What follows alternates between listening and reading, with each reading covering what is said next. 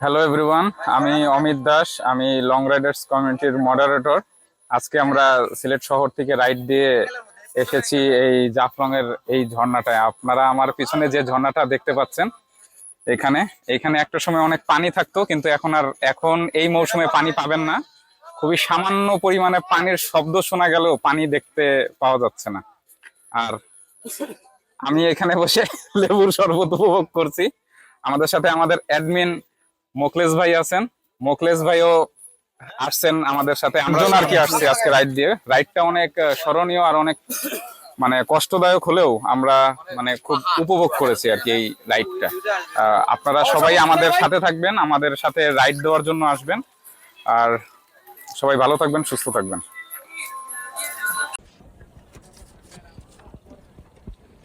হ্যাঁ, তুমি এই পাশ দিয়ে উঠো বাবা। হ্যাঁ, এই পাশ দিয়ে উঠো। হ্যাঁ, তুমি ধরো। তুমি হ্যাঁ, তুমি প্যান্ট হ্যাঁ রেখে দাও। বড় ভাই, কি অবস্থা? আমরা এই এই ঝর্ণাটা দেখা শেষ করলাম, আর এখন আমরা নৌকায় উঠছি ওই পারে যাওয়ার জন্য, কারণ এছাড়া আর বিকল্প রাস্তা নাই। আমরা এই চারজন, এই দুইজন আর আমি, আর সাথে আছে আমাদের মাঝি মামা। ঠিক আছে, আপনারা আমাদের সাথে থাকবেন আপডেট পাওয়ার জন্য। আপডেট দিতে থাকবো আর কি। এটাই আজকে বাসায় যাইতে যাইতে কয়টা বাজে ঠিক নাই, দেখা যাক। আজকের রাইডটা একটা স্মরণীয় রাইড হয়ে থাকবে। আর এখন আপনারা যে আমার আশেপাশে দেখেন নদী, জায়গাটা অনেক সুন্দর।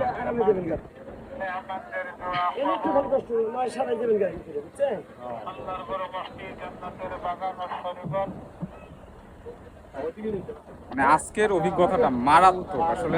এই ধরনের অভিজ্ঞতা সাইক্লিং না করলে কখনোই আমি বুঝতে পারতাম না। অসংখ্য ধন্যবাদ, নিজেই নিজেকে ধন্যবাদ দিতেছি এই কারণে যে আমি সাইক্লিং করি।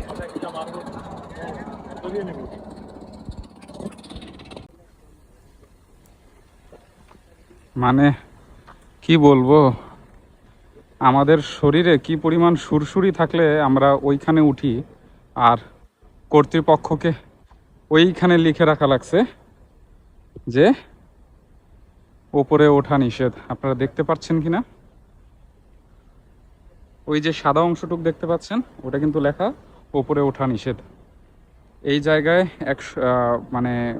বিশেষ ঋতুতে বিশেষ সময়ে পানি থাকে, প্রচুর পরিমাণে পানি থাকে। আমি এখন যে এখানে দাঁড়িয়ে আছি এই জায়গায় মানুষজন এমনি আসতে পারে না, কারণ এখানে পানি থাকে প্রচুর। আর মানুষজন হলো ওই জায়গাটায় উঠে যায়। ঠিক আছে, হয়তো অনেক দুর্ঘটনাও ঘটে, তো পরে শেষে ওইখানে লিখে রাখা লাগছে ওপরে ওঠা নিষেধ।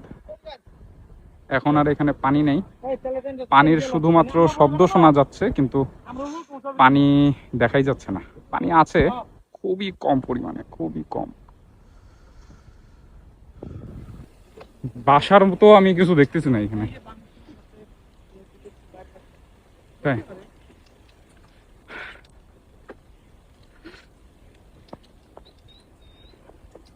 এই রাস্তাটা অদ্ভুত সুন্দর, অদ্ভুত সুন্দর আসলে। সাইক্লিং না করলে আমি কখনো এই রাস্তায় এই প্রথম আসলাম। আর এই রাস্তাটা যে এত সুন্দর, কি বলবো, এটা যারা নিজে এসে না দেখবে তারা কখনো এটা ফিল করতে পারবে না, অনুভব কোনোদিনও করতে পারবে না। এত সুন্দর এই রাস্তাটা। ঠিক আছে, আমরা প্রায় 1-1.5 কিলোমিটার এইভাবেই চালাইতেছি। রাস্তাটা এইভাবে এরকম ছায়াযুক্ত, খুব সুন্দর গাছ,